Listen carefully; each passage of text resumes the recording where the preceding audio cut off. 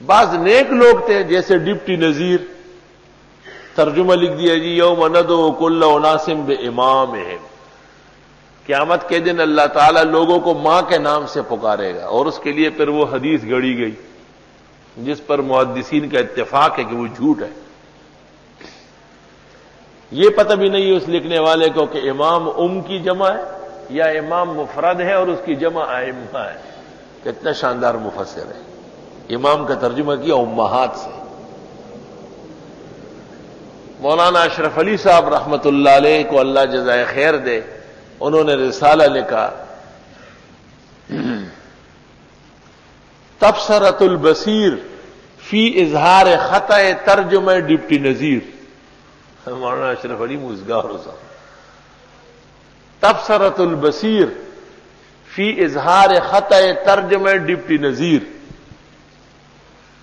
اب لوگ بہت ڈرتے، کسی کو کچھ کہنا نہیں۔ مولانا نے جب ڈپٹی نذیر کا رد لکھا، وہ دہلی کا ڈپٹی کلیکٹر رہا تھا، تو مولانا کی خیر تھی کیا، لیکن ان کو پتہ تھا کہ قرآن کا حق ہے، میں کہوں گا اس کو کہ غلط کیا ہے۔